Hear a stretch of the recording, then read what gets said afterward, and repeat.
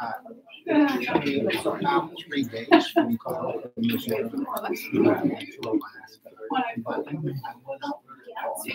Donnellson City, across the I can move if you need me to, Myrna. Just let me know. Oh, come on through. Come on. Don't mind me.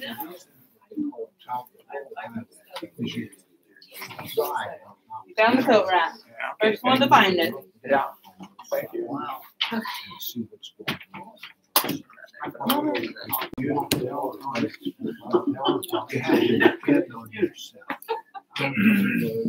Something goes wrong. Hello, come on in. Come on in.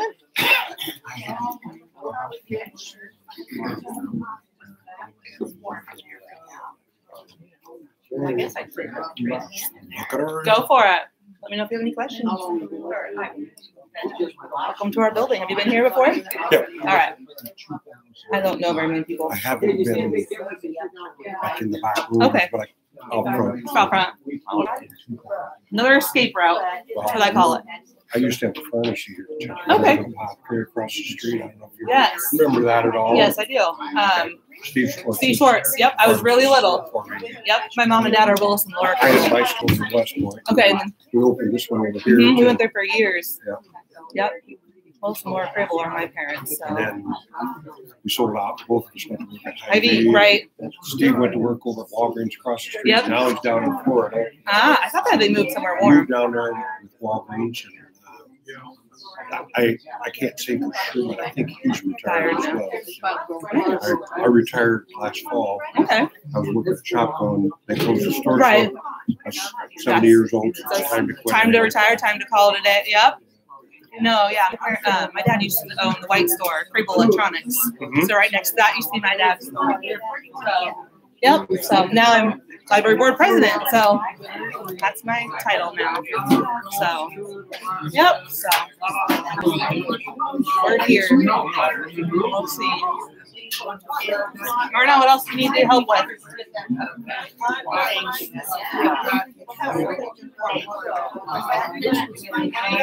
else out of your basket? I might put it on this chair and make my computer a little taller if you don't need it. I just want to make sure you didn't have anything else in it. Okay, yeah, it'll be. All right, I'm just gonna put it up there and make it a little bit taller.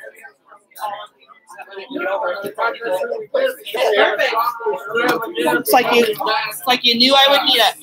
There we go. It's a little. There we go. That's perfect. Thank you.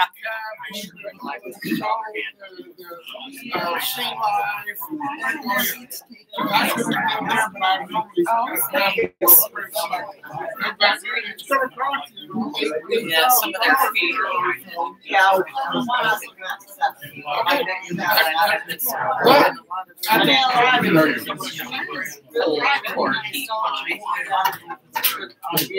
When we went on the gold rush tour, they called it and the feed, we went to rope dog sled, but there were wheels on because it wasn't snowing. And went on a paddle wheel where you could see, go down the river and see the glacial flower they call it. When the glacial streams hit the regular streams, we call it glacial flower when they What? and we saw all that. I'll add some wood, make sure all goes to plan. I pretend like I didn't do anything.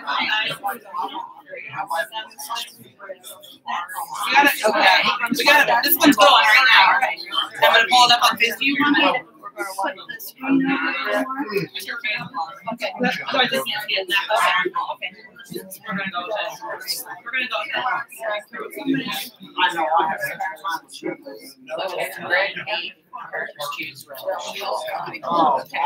Let's have a Desserts and that, yeah, the maybe the sticks and I already got the cheese. In fact, everything proteiny over to the other table. Yeah, proteiny. All right, and then I got some punch to mix up real quick.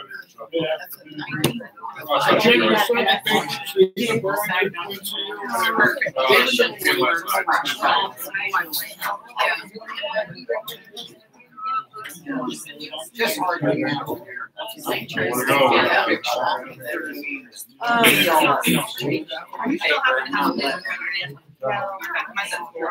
Of course, there's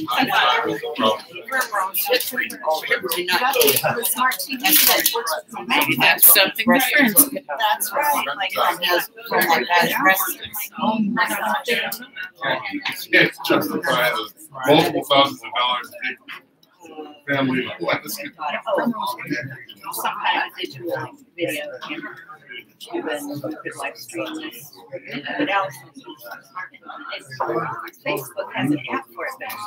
Facebook testifying before Congress about live streaming and Congress wants to take away that function because of that. Live streaming. And so I think there's like a 10-minute delay. She did a test video. Monitoring. Well, that's good. Yeah. I know.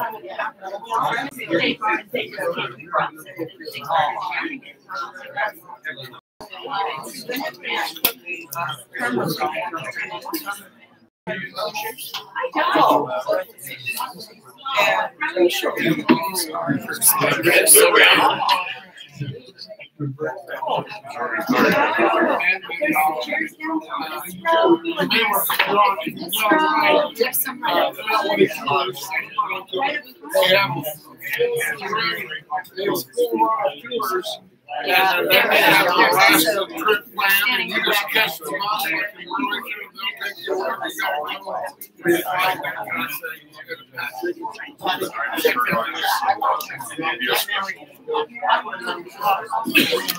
Day trips in,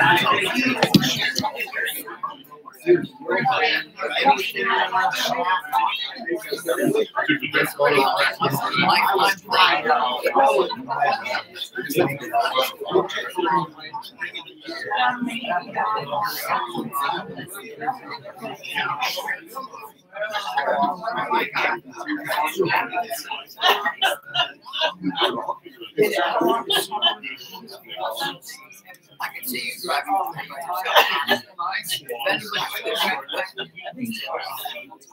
I'll just take a picture. Yeah.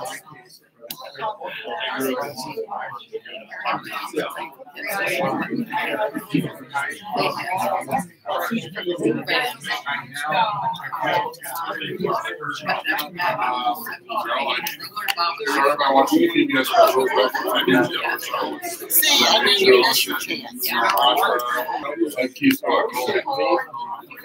research on it. Told you to a lot of journals. My wife got me the landslide. And contact created, right? She told her, found out about this.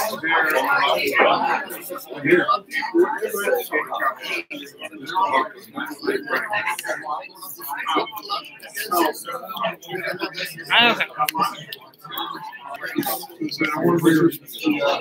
I want to see the cabin anyway. It's just about.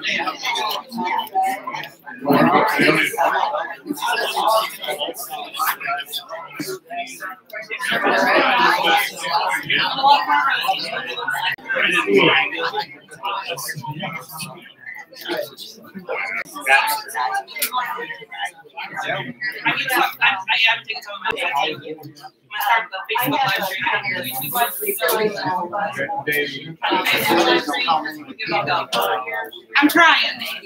Allison, thank you. How do I roll?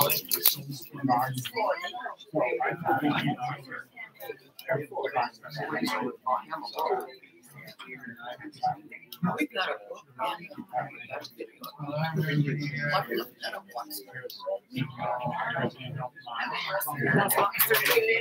Start walking through here. I'll unplug it again.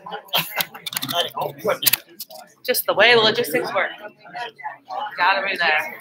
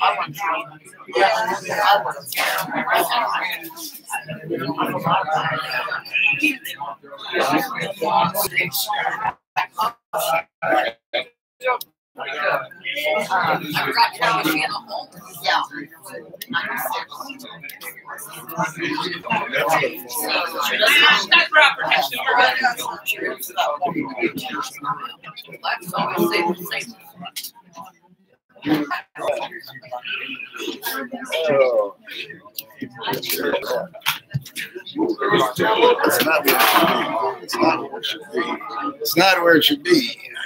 I should be over here. Okay. Is this yours? No, it's the library.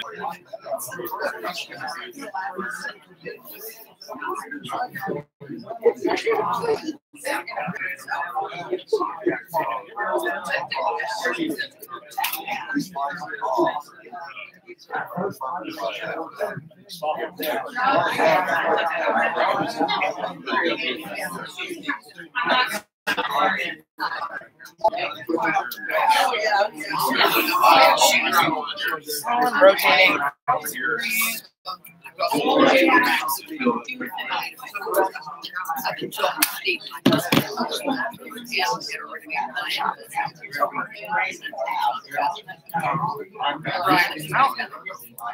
think we're supposed to seats in the front. Are you guys saving any of these? Okay. Nobody's scared. Everybody's scared of the front, apparently.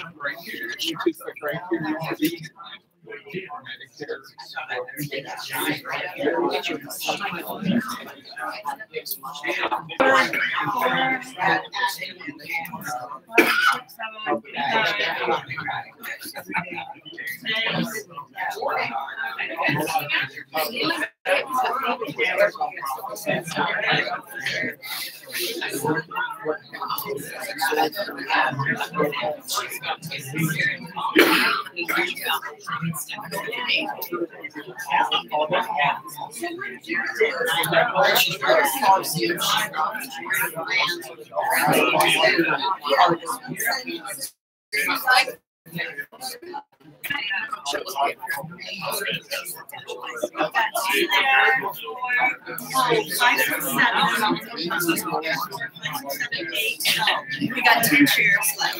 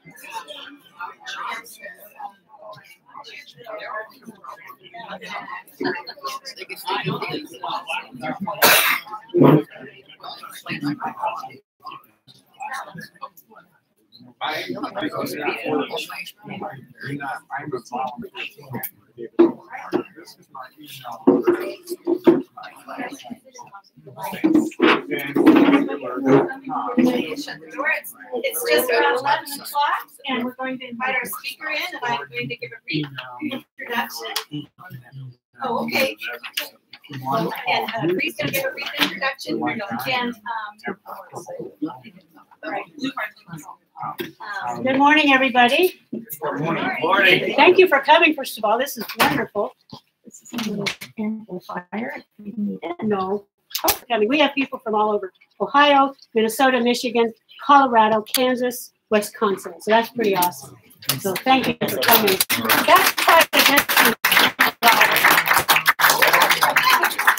We welcome you to our little town. I hope you enjoy yourself. The first presentation will be Donnellson points and how it became Port Allsworth. It runs about 40 minutes.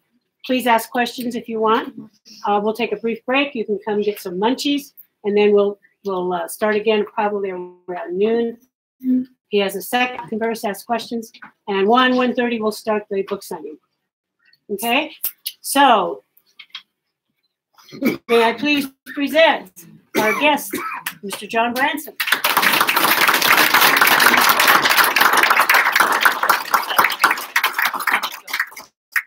Pleased to be here. Thank you very much, Bree, who I'm in the breadbasket of the United States here in Iowa, so I'm pleased, very honored to be here today. And I've got 2 programs, and during the intermission, I've got to, Bree said we could play this. This is about a Bristol Bay double-ender 30-foot wooden sailboat that, if you've ever heard of the Bristol Bay salmon, that's the world's largest salmon. This boat, we restored it at Lake Park National Park. Oh, she coming? Okay. I might right now I'm going to start off without now I'm trying to figure out how I want to talk, and if I sit and I can reach that, but you might not be able to hear me so well, so. You tell. I got 2 more up front, so if you want someone wants to come on up, I got 2 more up there. Oh, there's some in there, so you can squeeze in. This one. Yep, we can head on that way. Grandma's coming. Vern's coming. Yep.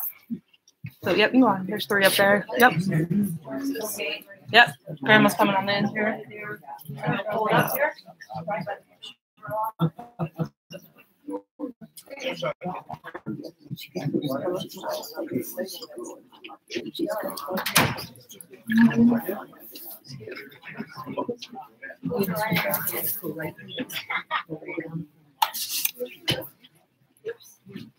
Yes. I want you to sit down. So Before I fall.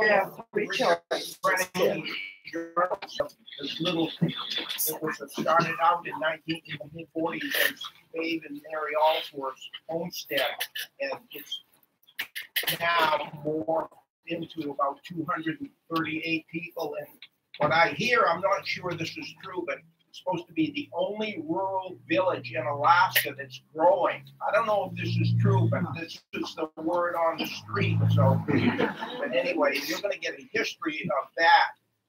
First, it was called Tenalian Point, and Euro-Americans from the Midwest seeking gold. The Indians weren't seeking gold. They already had it. They had this huge salmon run, but the white people there were looking for gold. And then by the mid-40s, and they were horse and buggy, the early guys, dog sleds. That's how they got around in the winter, of boats, rowboats, and so forth. When the Allsworths came in, when Dave, who came from Fairmont, Minnesota, he brought a plane in, and that changed rural Alaska, opened up the country. So this is guys' little camp there, the Dutton Cackley. But first, we'll start with the Dina Athabascan Indians that live on Lake Clark, and Dick Prenneke interacted with them. Their home territory was all around Twin Lakes and so forth. And this is a 1902 village image of the village of Kijik, which is just across the lake from Port Allsworth to Tenalian Point. And Kijik is the native people call Lake Clark, but anglicized, it's Kijik. And it means many people gather at this place, and they did that because the huge salmon runs, like this lake and its tributaries, the salmon there, red salmon most only. They can spawn on the lake shore, they spawn in creeks, they spawn in little lakes that are near here. They spawn in deep water, shallow water, and the ones that spawn in the shallow water are smaller. The ones that are spawn in deeper water are bigger. And that's because they're not such a big target, in shallow water. A small fish is more likely to evade a predator such as an eagle or mostly a brown bear. Which one do you want in the center or on the end here? So here's a picture, 1905, of some of the Dina people at their Russian Orthodox Church. These people were colonized or imposed. The Russians were in fact, east, it's the French and the English and the Spanish and the Southeast. But in Russia, it was Alaska, it was the Russians were in there. And they didn't get into the Lake Clark area until the 1790s. But you can see there, like this guy, Trifon Maluda, he was a great hiker. Dick Prenneke would have enjoyed knowing him, but he knew some of his relatives there. He could walk like 50 miles in a day. That's an Alaska day in the summer, which is 24 hours. There's an early Euro-American, Hugh Rodman, who was a prospector in Cook Inlet, and that's a lady, Maria Richteroff, the Russian surname. The first Richteroff came in there in 1820, and he was from Siberia. This is Nundalton Village. In 1902, Kijik became, they had a combination measles flu epidemic, and it killed 25% of the people, and there were only about 100 people there. So the survivors moved 22 miles west down onto 6 Mile Lake, which is really part of Lake Clark, and built this village here. Frankie used to come down here and put on slideshows and show his movies actually there in Dundalton. Here's most of the people in the village in July Fool and 1911. She was there in the summer of 1912 too. So this is their chief named Zakar Ivanov and here is one of the early prospectors, a German-born fellow by the name of William von Hardenberg, a mining engineer, and he came in there. He was there for 3 years between 1906 and 1909 or 10, and he had promoted a copper deposit near Port Allsworth. It's near the Tenalian Falls, and he said he called it, his company was called the Inuit, which means the northern, the Arctic Eskimo. So he was wrong on that to begin with, because this was Indian country. And so Inuit Exploitation Company, and he tried to sell 1 million shares of stock, and he didn't sell one share, as far as I know. Had claims on this Casna Creek copper claim that he got out of town and went down to San Francisco, but in posterity in the 50s, the USPS were mapping that area in the 1950s, and somehow the bay that the Allsworth set their homestead on, it's got Hardenberg Bay. So Hardenberg was, briefly there, he's got an official name associated with it. So here is another early prospector, and he's holding a little lamb. And at one time, this was like in the Cook Inlet area, but Hicks, some of these prospectors like Harry Hicks or von Hardenberg, they were all over looking, checking things out. And in Alaska, just below what's now Anchorage at Tyonek, it's called an Indian village, in the 1890s, and he got asked to be a guide for Bronx Zoo. They wanted to catch 6 little doll sheep and take them back to the Bronx. Well, Hicks would catch those new sheep with some Dina men in the background there, but before they even got them on the ship to take them back, they died because they were away from their mother and they were newborn. So that was a hair-burning scheme. But anyway, Hicks came over to Lake Clark in search of gold, and here's his wife, a lady named Minnie, and she was from the Matanuska band of the Dina people. Here's a couple more prospectors. The guy Brooks on the left, he was an attorney from Memphis. A lot of these guys have been involved in the Klondike before. So they were all over. And here's a person, I knew this woman's, all her children. She had like 6 kids. Yenlu Brooks Noodlash, or Noodlash was a married name.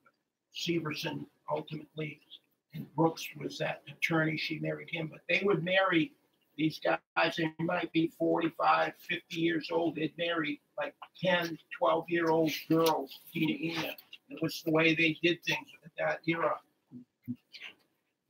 She died at the age of 50 of tuberculosis. So many of these prospectors brought these measles, tuberculosis, everything into these people who had no immunity to it. Here's a couple more prospectors. This fellow is a Finlander, a Bristol Bay fisherman, and this guy was from New York State, a mining engineer. They were all around Lake Clark. So finally, we come back to Tenalian Point. Those guys all came through here, but here's the ones that hung around. Doc Dutton, born in Ohio, 1859. Joe Cackley, born in, I think it's called Cumberland, Ohio, Eastern Ohio in 1861. And there's a guy named Arthur Tulloch, who was a Scotchman from Canada, but he was down there. And there's Mary Ann Trefon. And these men and Mary Ann Trefon, they had a relationship, and they lived there. They were all there when the Allsworth showed up. And so there's many people related to in on Dalton Village today that are related to Dr. Dutton and Joe Cackley. And like Cackley had a grandson that went to Harvard and got his master's degree in education, and he was our superintendent of our local schools for many years. So I mean, they're sharp people. Here's a lady, another Dina Ina woman from Iliamna, the band, and named Agathia Anderson, and some of her children. She had, her husband was a Swedish Bristol Bay fisherman who went upriver.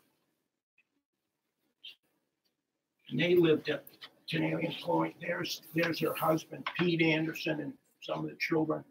And they lived there between 1910 and 1917 when they all moved down to Naknek, 150 miles away on the Bering Sea coast. And he became a winter watchman. That was like a primo job for anyone living in the Bristol Bay region, because they had the keys to the larder, you might say, to the big canneries. And these canneries, you know, they set up shop, influenced the whole area. The native people flocked down. It was their some of their first exposure to the cash economy, and that was where there would be hot and cold running water, electricity, and that kind of stuff, which none of these villages upriver had anything like that at that era.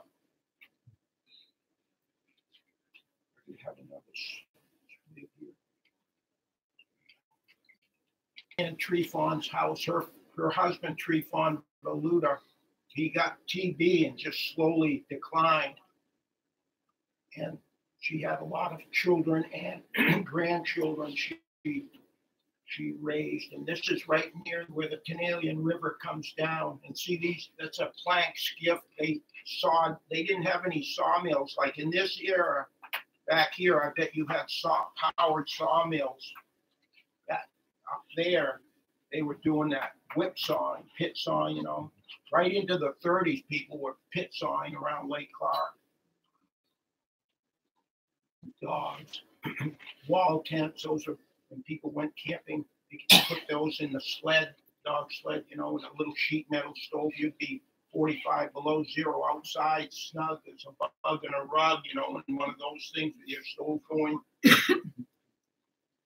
There's the Trefon Valuta family there. I knew her, Katie. Her son, one of her boys, went to Harvard, and then her mother, Mary Ann, and then Pete. I knew him too. He was in World War II in the Aleutian Theater, U.S. Army, and Agathia. And Gabriel, he was the last traditional chief, and then his wife, her name was Gudja, or Catherine, and her father was the first Euro-American to marry into the Dina Ina people, and he came from Idaho, named Jack Hobson. He was in the Klondike and then ended up in Cook Inlet. And the little baby is Agnes Kuzma, her married name was. I knew her. She just passed away, and then the little boy there, Alec, I knew him too real well. He was a great guy. So that's this woman's, all her children and daughter-in-law and granddaughter in 1921 at Tenalian Point. So they were living there with those two prospectors, Doc Dutton and Joe Cackley, and a few that would filter in and out. A lot of people came through. There's Jack Hobson, Catherine Trefon's father, and her mother. There on the right. They were from up on the Stony River, which is Kuskokwim River. That's the second largest river in western or in Alaska. There's three big rivers in western Alaska. There's the Yukon, then coming south, it's a Kuskokwim, and these people lived up on the Stony River, major tributary of the Kuskokwim, and then the next one is the Kwijak or Nushagak, and then Kwijak. They're all huge salmon streams. a lot of people. Here's an interesting guy, Brown Carlson. He was a Euro-American from Norway, born around 1878. He lived to be close to 100 in nursing home last 10 years in Anchorage, but he was tough as nails. That guy, he could do handstands when he was in his high 70s, flips. He was an acrobat in Europe before he came over to the States. And he married Agapia Trefont. She was in that picture of the family thing. When she was like 13, he married her. He was 47. Yeah, and they had one child who died in 2011. I knew her. She was a real nice lady. The school teachers were worried because one time in the 30s, they came by Brown Carlson's and he was out on a 100-mile trapping line. His little daughter was home alone in this, winter time and cold, and she's supposed to be expected to keep the house and everything warm. And so the teachers just took her back down to Donnellson, and then eventually they convinced Brown. He went ballistic when he came home and she wasn't around. He found out they had her, but he calmed down and realized he couldn't take care of her, and so the school teachers took care of her, and she was amazingly refined and highly cultured, sophisticated lady. But I mean, given her, upbringing, it was first years, it was touch and go. She could have died, but the teachers did a good thing and got her out of there. There's Skip Prenicky, and this is a cache out in that area. That's what those miners would do. Prospectors, they'd hang out at Port Alls or Canadian Point in the bitter winter, and then in the spring they'd head to the hills looking for gold. And this is 1972 that the picture was taken, and the cache was built in 1913. And Dick and I walked out there from his place. It's 35 miles west of the Prenicky cabin. I learned a lot hiking with him that day. Go light and anyway, don't camp in the river bottom or creek bottom in the summer. You want to go up high because the bugs or mosquitoes, down in the bushes, and we slept on a hillside about like on an angle like that, but for just a few hours. And here's some more. This is Brown Carlson's. He was a great woodworker, made boats, snowshoes, his cabins, just like Norway. And see, his caches where he'd store things. One of those caches still is standing in his cabin. It's been restored by some folks recently there. It's beautiful now. They want to open it up for a little B&B in the summer for tourists coming into Lake Clark National Park. And here's the people that did the most mining around Lake Clark. There was one gold-bearing stream on Lake Clark, and incidentally, there's none on Twin Lakes. Dick's shown panning and stuff like that, but he was doing it at the Gills place with that previous picture, not on Lake Clark. I mean, Twin Lakes. Lake Clark, Portage Creek, there was placer. This is Fred Bowman on the right, and his son Howard, who I knew really well. He's passed away now, and then his mother Norma, who was a registered nurse. And his father was a blacksmith and prospector. And there they had some mining going on in Boulder, in Portage Creek. And one interesting thing, Bowman Howard went up to University of Alaska in the late 40s, and someone said, "Oh, Mr. Bowman, we hear your family has a gold mine out at Lake Clark." And he said, "Well, they tell us we do, but we tell them we've got a boulder laundry. You can see that's all they did is wash boulders. They weren't getting too much fine stuff. They never made any money, but it was all about lifestyle for them. They were pretty self-sufficient. They had ducks and geese and chickens and who would garden and so forth. And that's what Dutton and Cackley did at Canadian Point. They thought, really the gold is here. This is really good living. There's moose, there's Dall sheep, there's bear, black bear, brown bear, there's salmon coming in every year, and we can grow great gardens and have a root cellar wide, eat our brains out trying to find the elusive pot of gold, you know, in the hills. And in the mid-20s, the Donnellson were still using skin boats, the darkies, or the Russian name, or the kayaks, but mostly badarkis, which are three travel in there too. If they had a relatively short stream just across, you know, someone told me they watched the family come across the Naknek River, which is about a mile wide, and they landed, and then the father and mother each got out of the kayak or the badarki, and then suddenly one kid pops out, another one pops out. They have 3 or 4 kids in there. And the prospectors made their own boats like that to sail on Contrashabuna Lake. And that's a lake that the Donnellson River starts. And it only flows like 3.5 miles down to Lake Clark, including the Donnellson Falls, which is about 30 to 40 feet high. Here's a 20s. There's Pete Trefon, and then Katie, and then Jack Bailey. Bailey was from Idaho, and he came there. He stowed away on an Alaska steamship from Seattle and ended up in the Seward. He came in and saw Doc Dutton and Joe Cackley, and they set him up to.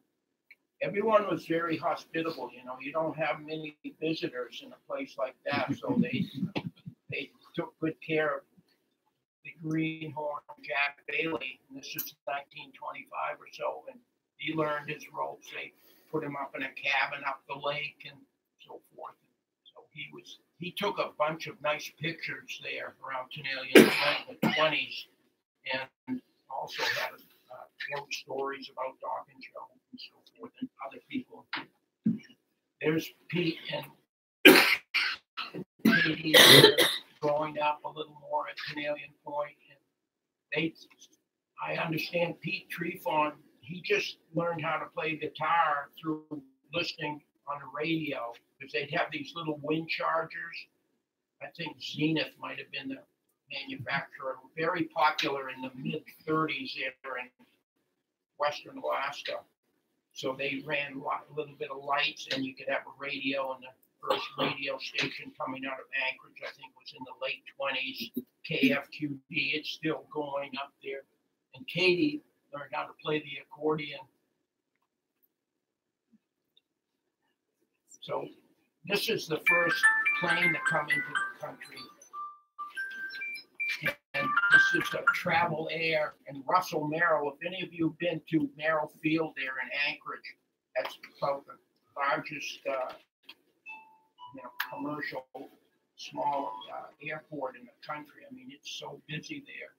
And anyway, Russell Merrill was a veteran of World War I, naval pilot, and he came to Alaska in the mid-20s, and he flew all the first routes from Anchorage to Kodiak, Anchorage to Kenai, Anchorage to Fairbanks, Anchorage to Bristol Bay. And he had ice water in his veins. He had so much courage, but that was his downfall, too much courage. And he died, like he was at one of his 2 boys. They were having a birthday party for the son boy, and it was 4 p.m. and it was early September 1921, and he had some compressor he had to fly over towards Bethel, Western Alaska, long flight, and it was blowing really hard, and for some reason he left that party for his son, because he said he had to fly this compressor to a mine, and he did, and he never really made it out of the Cook Inlet drainage. They found just a little fabric of this plane, and he was never found.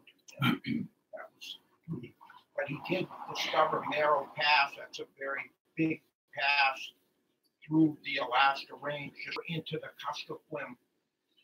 But it's a really scary pass compared to Lake Clark Pass, because it's got a right-hand severe angle, so it's claimed a lot more lives than Lake Clark Pass. That's at Severson's Roadhouse, which was the store that all of those early residents of Lake Clark and Donnellson would trade at.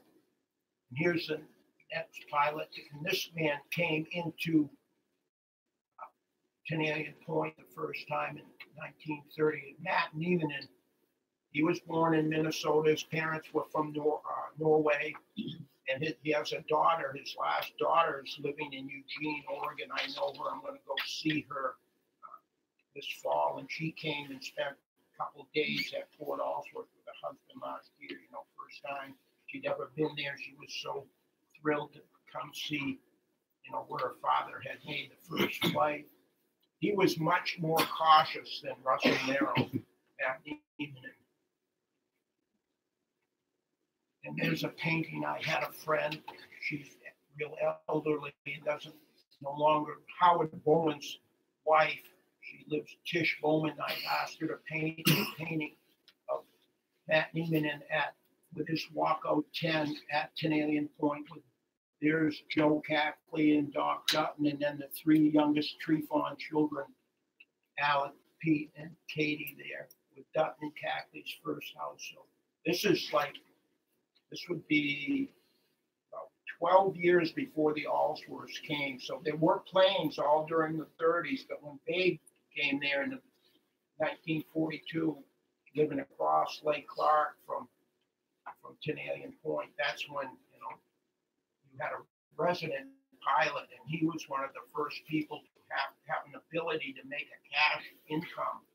Everyone was poor. I heard that term used for around Primrose yesterday by some lady, you know, saying during the Depression everyone was poor. Well, up here they were poor too, but they had a lot of resources: the fish, the moose, you know, growing your gardens, and like people here did. So I mean, you could keep body and soul together. So there's 1921.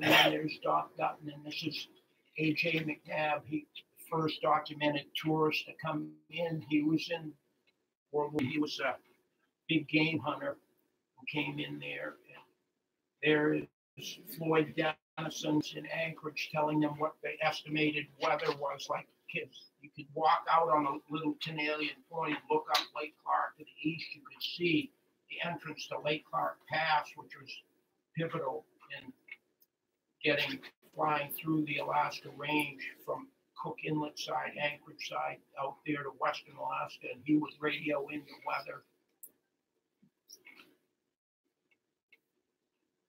There's his wife, Lena. She was the first woman, or first person, I should say, to, when they came to live at Lake Clark, she didn't walk in like all the others had done previously. She was able to fly in 1932 because there was an airline, a forerunner to Alaska Airlines called McGee Airlines, and they were flying out there, and she came with them.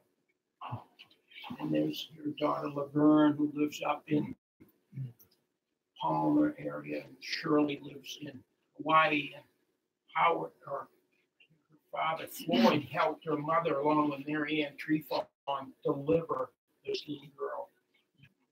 Is that rhubarb she's holding there? Definitely. That's right. That's one of our greatest crops. We can get rhubarb that's about that thick at the stalk, and fertilize it with salmon carcasses, and that's just grows great. And Mary Allsworth told me the first time she came to Tenalian Point and saw Doc Dutton and Joe Cackley, they were in a rowboat, and these are old men now in their 80s, and they had that rowboat just filled right up with rhubarb stalks, and they were heading down to a mile down the lake to Charlie Dennison, who was Floyd's father, and he had a steam-powered sawmill there with a donkey engine, and he also had a still, and they were making some kind of rhubarb liquor there.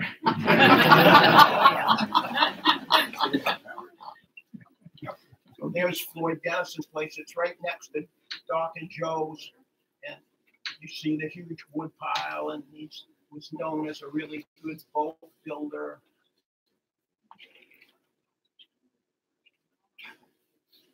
There's Charlie Dennison. He and Floyd and Lena came in there in 1932. They were really the first people, other than Doc Dutton and Joe Cackley, to live around there, put down roots.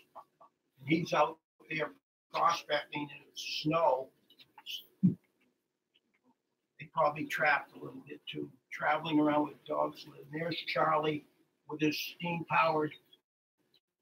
There's the engine and then the boiler. A lot of the canneries provided all this stuff into the Bristol Bay. It was brought up river and adapted for reuse. People would, it would come into Bristol Bay with one use, and then people upriver had another use for it.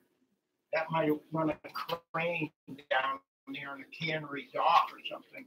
And this is down at Severson's Roadhouse. See the dogs packs, and there's Floyd Dennison with a Trapper Nelson pack, and this is a guy named Mike Hatton, and he's got a pack too, and they must have come down from Donnellson Point, which would take them a day and a half, 2 days to get down to Severson's. It's about 30 miles down there, and that's where you get groceries.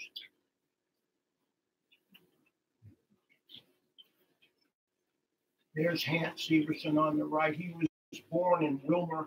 I think it's called Wilmer, western Minnesota. Yeah.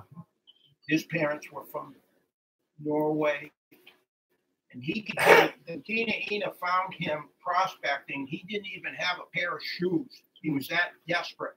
And they took him in and, gave him mucklucks, and so he got married to that lady, Yen Ludlash, and then they had a big family. And Hans Severson, he died of cancer in 1939, but he was very wealthy and was just trading furs and things like that. He smartened up. The people that made the money generally in these gold rushes and stuff were the merchants, not the miners. They, batter themselves, wear themselves out with the physical labor, and then the merchants were. And I remember some native man in elder said, we found that guy when he didn't even have a pair of shoes. Anyway, there's the first resident pilot of Lake Clark. That's Jim Kennedy with an Aronka. Might be a chief or a champ there on the ice in front of Dalton in the late 30s, early 40s. He wasn't really a private pilot, but he did build this cabin here, and it's across the lake. And by this time, Babe Allsworth came up here in 1939, and he had flown over Lake Clark, and coming from a farming family in Minnesota, Babe thought, I want to live on Lake Clark, and maybe I can make a living there flying. But he could in the summer in the Bristol Bay flying for the canneries. But anyway, he bought this place from Jim Kennedy in 1942. He and his wife, Mary Allsworth, this is where they lived for 18 months, and they actually had a baby, their first child, who was born with TB, and it only lived like 6 months, and it's buried here. And then in 1944, August, they had figured out, Floyd Dennison told Babe, the perfect place for aviation operations is Canadian Point, or Port Allsworth. No, I won't say Port Allsworth at this time. That didn't come official until 1951 when they got a post office. But he said you go to Hardenberg Bay, you could have float planes and good protection, no matter east wind or west wind, and then you could make an airstrip there. So that's what they did after 18 months in this place. There's his wife, Mary, with some salmon at the original place across the lake. But they couldn't operate there because the prevailing wind on Lake Clark is from the east, and the beach is so rocky, you can't get a plane, whether it's a wheel plane or especially a float plane, out of harm's way. You couldn't ever get a good night's sleep thinking your plane was sitting there when it's blowing 50, 60 miles an hour. So there was no way to get it really high and dry out of the wind. So they had to move across the lake. There's Babe right there. And I understand, like, that's the father of Glenn Allsworth Sr., and then his grandson is Glenn Jr., and he's the one that runs the farm lodge there at Port Allsworth now. Anyway, Babe was born, I think, 1910, and his family, they were family farmers in Fairmont, Minnesota, and his parents didn't really approve of his interest in flying, and he would hide his plane behind a big hay pile. They'd only know what was going on when they heard something and looked up, and there goes their son, you know. And he soloed when he was 20 in 1930, and then 9 years later, a friend of his who soloed him named Johnny Walatka, who was born maybe in Iowa, I'm not sure, or Minnesota. Anyway, Johnny Walatka was already up in Lake Alaska, and he said, "Man, come on up, because I've got a job for you, and you know, you can fly." And he came up in 1939. He's considered one of the, you know, the 30s. That's really the first decade in Alaska where aviation took off, and Babe, you know, got in there just at the right time, at the right place, and had the skills to. He amassed over 30,000 hours, and how many trips through Lake Clark Pass, you know, I mean, there was one, a cannery, there's Johnny Walatka right there, who brought Babe, encouraged Babe. But here's a good story, like Babe and Johnny Walatka made a lot of money flying for canneries down in Bristol Bay. They'd go almost 24 hours a day during, you know, July when the lots of daylight. And there was a cannery called Diamond J. It was Alaska Packers on the Kvichak River, and that's water that comes out of Lake Clark coming into the Bering Sea. It's 18 miles from Naknek, and Babe had an SR-JR Stinson Jr. with a radial engine, and he could take a big load. And he made, in 1 year, he made 500 trips from Naknek to Diamond J, dropped off, you know, cannery people, supplies, wore the skies out.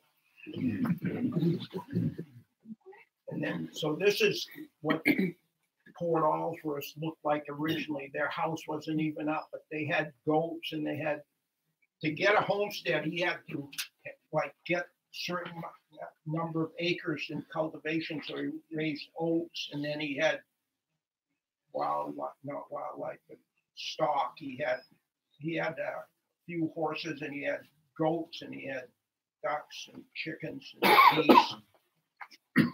So that's why they call it the farm lodge. And there, this house was built. Everything was locally sawed white spruce. That's the only good building tree really in that part, interior Alaska, is the white spruce. The same thing that Dick Preineke built his cabin, although he says he calls it an edger, tongue and groove machine, you know, so they would saw it powered by a D3 or D4 cat. This is looking Tenalian Mountain on the right, and then this is Copper Mountain. Allsworth have had a garden right here. They've got a beautiful hedge here now. They've had a garden there since 1945.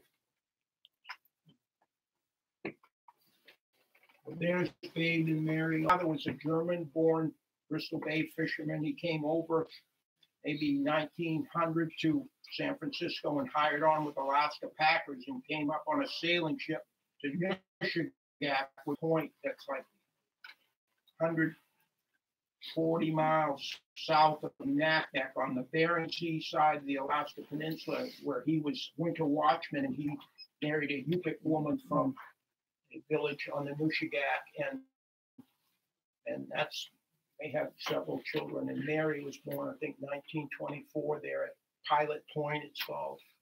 And then Babe went down to Pilot Point in 1941 because some man from the cannery was up on a wireless and tower, communications tower, and he fell and landed on the frozen ground. And Babe was, they were called, you know, Well, this is when these Mercy flights first occurred in Alaska in the 30s, and Dave had to go down there from Naknek, and he picked that man up and took him over to a Native Health Service hospital over in Kanakanak, it's called. I'm going to give you a good name, a lot of names, Kanakanak, anyway, and then the man died, but that's how Dave met his wife down there at Pilot Point on that Mercy flight. And later on that year, in 1941, they were married, and then came to Lake Clark, across the lake, like I showed you. And that's some of their children. B on the right, and then Sis in the middle, and then Lonnie. And he died in 1969 in a plane crash, but the other two were still going strong. B, or Wayne, he is a superb aircraft mechanic, and he makes all these adaptations to, his Stinsons or supercars. The slabs are from the, cutting the lumber for all the things they built there at their homestead. And this is Bill Parks, a good friend of the Allsworths. And he was retired school teacher, graduate of Penn State. And he, that's a Old Town Maine canoe, square stern. He would come down from 4 miles. He had a little cabin 4 miles east of Fort Allsworth. And this is Hardenberg Bay.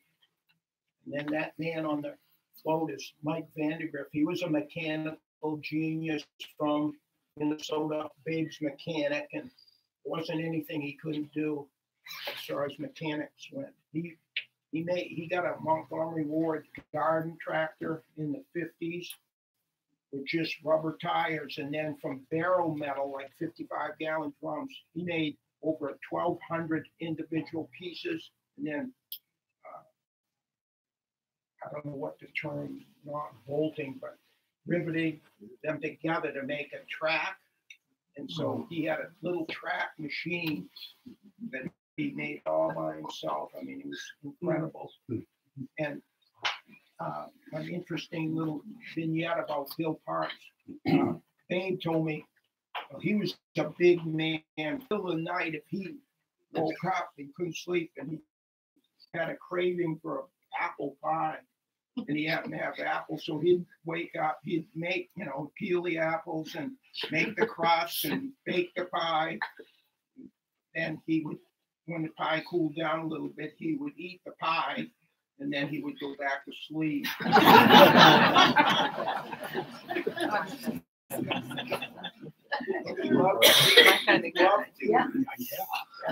Allsworths had Dick, actually, his first construction with logs that he did was a shed roof style, and that was in the 60s. But before that, they had just a framed chicken house. And Bill Parks had told Babe that he just let him dig. He liked to dig out the chicken coop every spring to spread the manure in the garden. So he was an interesting character. And this, at one point in the history of that area, Tenalian River, people said, might have the greatest grayling fishing in the world. Not now for sure, but you can still catch grayling, but not the bigger ones. But there's some sport fishermen from New York City. Corey Ford was one of them, and he was a writer for different publications like Saturday Evening Post and many newspapers. And he came there, and Charlie Dennison had made bridges across the Tenalian River. You can see that's the only good picture I have partially showing the bridge, because Charlie made 3 bridges and they all washed out. This Tenalian River is crazy. In the wintertime, it'll ice jam, and then the river will back up and go down a creek, blast that. Would be a little, his abutments would be basically a log crib filled with big rocks, but nothing for nature. So there's still no bridge over over the Canadian River today. And so those are Babe's first two. That's his shop, and then the first house they built, the Canadian Point. So that's about all on that story. Does anyone have any questions? Why were the cabins built on still silver? Those caches, that's the native way. You know how Dick Brennicky built a cache? He built a cache like 11 feet off the ground. But the natives, because they were there all the time and they would have dogs, they were fearful of bears, say, getting in the cache would be where you'd store your dry salmon or dry moose meat or anything like that, any type of food source. It could be frozen and so forth and thaw out and not hurt it, flour and things like that. They didn't want the mice to get in or the dogs. So they kept the native people kept their caches, like 4 feet off the ground. And they might have the log 4 legs come up like that and then flare out and then go up. The idea being the mice can't walk on, upside down. The field is still in operation with a huge airfield for the pilots going in and out of the interior. For small planes, yeah, like Beach 99s, Caravans, twins and stuff. But the bigger planes, the C-47s. Are you doing the questions too? Those go out international. Okay. But it's like the private pilots and the Cessnas, those type of Stinsons, and it's very busy. You were saying a school teacher stopped to pick up a child and took it with that. How many schools were out around there, and how many teachers were in this whole area? At that time, there would be like 1 or 2 teachers in Donnellson. They got their first, at Hannah Breeze, remember that 1911 picture I showed you, the village? She had a summer school there, so that was 1910 and 1911. For 2 weeks, that was the first exposure that kids had to education, to reading and little writing, and the teacher would also give the adult women home ec type things. I mean, basic sewing on a machine and that kind of stuff. And then Dalton, when Brown Carlson's daughter was taken by the school teachers back down in Dalton when he was out trapping, I'm not sure there were a couple. They usually would be couples. I'm not sure if the husband was the teacher or if they both taught. So, and at that time, the Ina were still roving around a lot, trapping in the winter and stuff. So they couldn't necessarily keep their kids stationary. They want them to go out hunting and camping with them. Well, you mentioned several people had gone to Harvard and things, and so just one guy, but there's several kids from that area have gone to Stanford, to Dartmouth. When they get exposed, there's a lot of really bright people there, but a lot of bad influences too. Just recently now, just before I left, like Dalton had its first heroin overdose down there in the village. It's starting to get out, and that's 150 miles from the nearest paved road. So someone brought it in there. Yeah, and I hear it might be fentanyl. It's getting out into rural Alaska, which would be disastrous. Yes. How old was that little girl when he left her alone? The way I understand it, it was she was born 1926, so this would have been 1933 or so. So she was about 8 or 9 or something.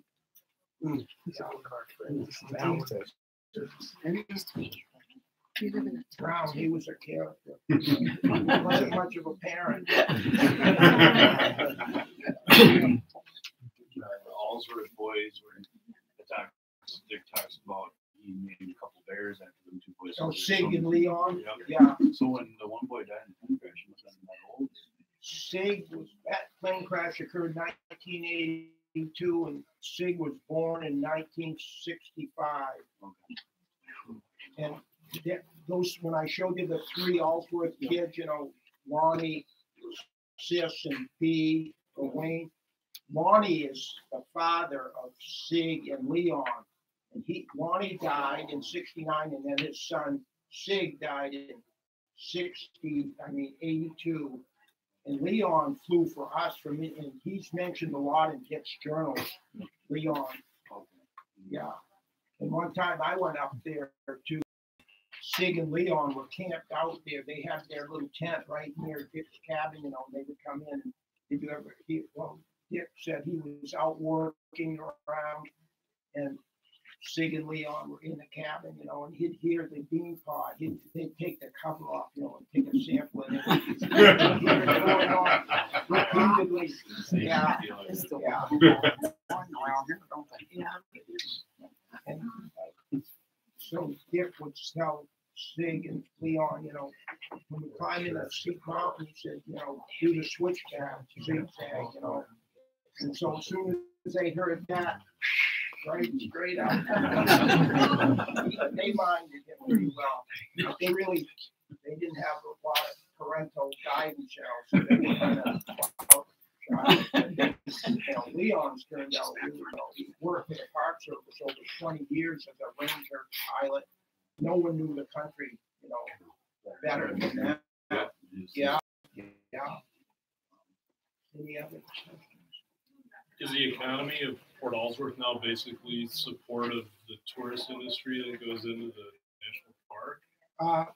That's a component of it, but it's more than that now, because Franklin Graham set up through his Samaritan's Purse, he set up this thing called Operation Heal Our Patriots, and he bought an old lodge that was right next to there's two runways there paralleling, and it's right between couples a week, and they take them to Brooks Camp at Katmai so they can see the fish jumping, you know, the bears. That's on TV a lot. You see that, and they take them up to Prenike's cabin, and they go on trips in the boat out on Lake Clark and things like that, and then they counsel them in the marriage. In the Park Service, we go over there and put on programs, and then at night I give programs like this, and a lot of the people from Franklin's outfit will come over, you know. So the economy there is based on tourism in the summer, but in the winter, the air taxis, they go all over all these villages like Culligan and Cockanock, Igiagi. They're all around that area, Iliamna Lake and Lake Clark and Naknek and Dillingham, and Glenn Allsworth flies way down the Alaska Peninsula to Cold Bay. And one time somebody had a whole bunch of king crab out on the Pribilofs, and that's like 380 miles west of Dillingham, and Dillingham's 150 miles west of Port Allsworth. So Glenn went off in his Beach 99 way over there, and he had, you know, king crab is so expensive. He said he had like a couple $100,000 worth of king crab. Just him going flying back and forth. So they go in because the rising sea levels now are battering western Alaska. There's a village up on the YK Delta called Newtok, Newtok, and it's getting relocated this winter in another air taxi operating out of Port Allsworth. They had to fly over with their caravan to Newtok, which is probably 250, 300 miles northwest of Port Allsworth, and help with the relocation of that village. So it's